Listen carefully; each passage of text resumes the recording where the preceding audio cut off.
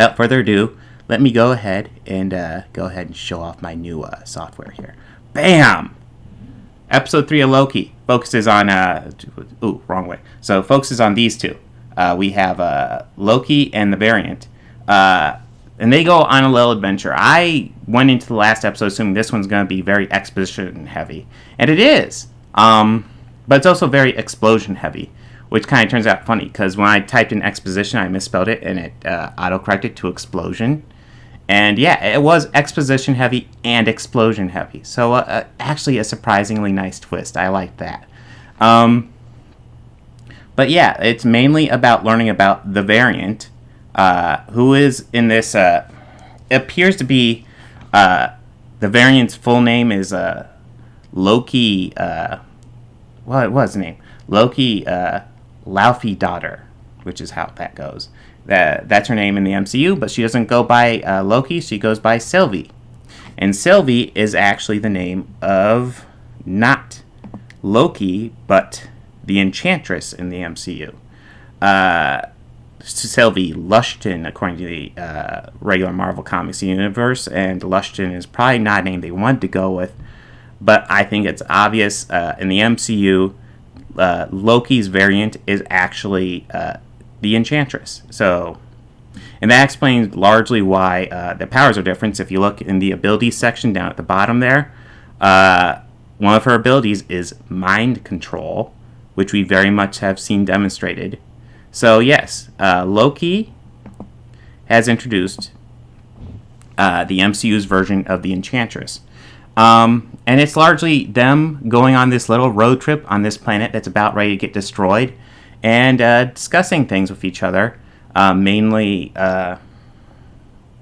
just little facts about each other, their origins, and that's kind of the bulk of the episode, actually. I still think the TVA are the main villains, although Owen Wilson and the TVA are really not in this episode. You get that little bit at the beginning where she's interrogating one of the members of the TVA for information. But, yeah, there's not much to that.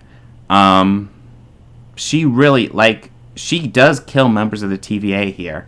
And it is also established that the TVA, they said that the TVA always lived in the TVA. They were just, created for the TVA, and they always existed. But we actually find out they're actually variants, just like Loki and, both Lokis on here.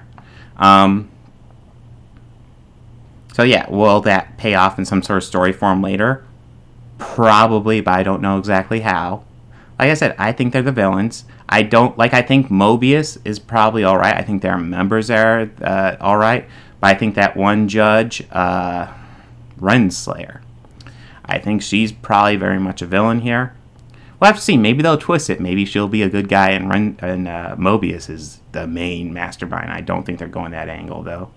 I think, the Timekeepers, the big, overlords over this whole situation, they are either dead or don't exist, and Renslayer's just running cover for them.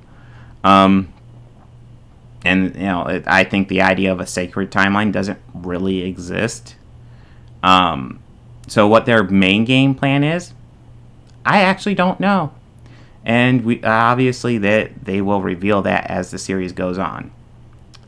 One of the big topics I'm going to have to get used to that. Over here. It's not over here. It's over here. And if you're listening to this on the podcast, that makes no sense. I pointed in the wrong direction. The picture is over here. Mirrors are funny. Anyways, one of the big things that I'm certain people are going to talk about is how it's revealed here that Loki is bi. And I'm not going to lie, I don't care. It fits in with his character just fine. He said it as matter-of-factly. And it makes sense. It's fine. If anybody wants to blow up about it, I literally don't care. I will buy you a giant violin and you can cry about it. Because I don't care. It's nice to have representation. Doesn't really mean much in the end, at the end of the day. But anyways, those are my thoughts on episode 3 of Loki. This is actually the shortest of the 3 episodes we've gotten so far. This one was 42 minutes, I think, overall, which means only probably a little over a half hour of actual episode in it once you add in the credits. obviously they were left on this apocalypse with no actual way out that's seeable, but they're not going to die like that. That's not going to be the end of the series. They'll get out somehow. The most interesting thing was just kind of learning some backstories about them. It was good. Nothing, probably a bit more exciting than your average exposition-heavy episode, but nothing thrilling.